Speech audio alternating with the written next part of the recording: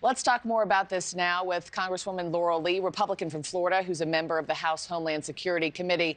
Congresswoman, thanks as always for being with me. Just your response to this breaking news that we're just getting in, that he hints at planning to limit border crossings. What do you make of it? And do you believe it? Well, there are a number of important things there. First off, it's important for us to remember that President Biden has the tools right now to stop this crisis.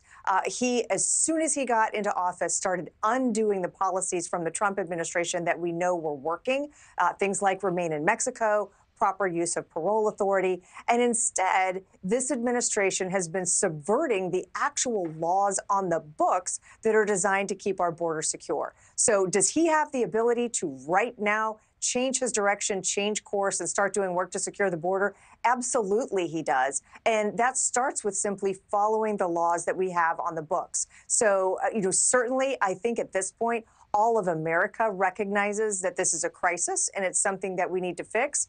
But to act like he's coming to this conclusion now really just belies how obvious it's been all along that this was an unnecessary and avoidable situation for us to be in. And so, what do you make of the timing, too? I mean, if he's had this tool in his toolbox, now it's 7 months to November. What are you making on timing? Well, just exactly that at this point, America has seen what a crisis this is. We're feeling it in communities across the country. And I believe that's exactly what this is a recognition that this has been a catastrophe, a failed policy agenda, and that it's extraordinarily unpopular with Americans across party lines. Everyone wants this lawlessness to stop. And that's what I believe this is too little, too late attempt to salvage what is a catastrophic political issue for the Biden administration and for Democrats right now, and an acknowledgement that the policies that were in place during the Trump administration were effective and the things that we need to be doing to make sure that our country is kept safe. Congressman, I also wanted your take on Alejandro Mayorkas right now. House Republicans are now delaying the transfer of those impeachment articles against Secretary Mayorkas to the Senate until next week, until Monday. We know senators scheduled to fly back home for the weekend on Thursday. So Speaker Johnson didn't want this to be rushed. But is this delay a setback in Republicans' push to hold him accountable, you think? It is not a setback. My understanding is this is simply one that is related to schedule. The important thing on the impeachment is that the House has done its job. We reviewed all of the evidence. We had hearing after hearing to make sure that we got the facts.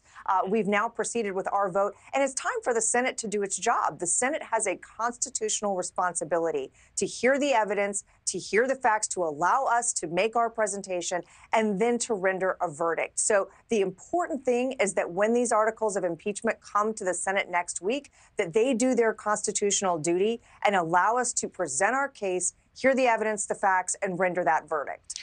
But given the balance of power in the Senate, I mean, this is almost dead on arrival, right? So why delay it if you're almost sure to know what the outcome is going to be, Congresswoman?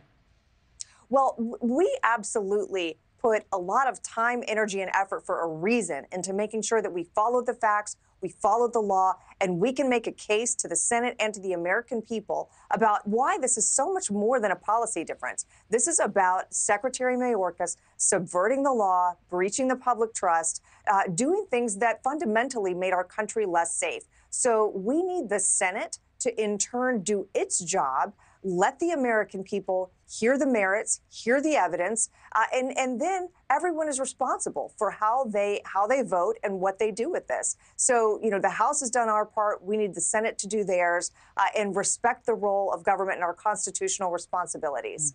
In that case, we'll be checking back with you on Monday. Congresswoman Laurel, as always, thanks so much. Appreciate it. Great to see you.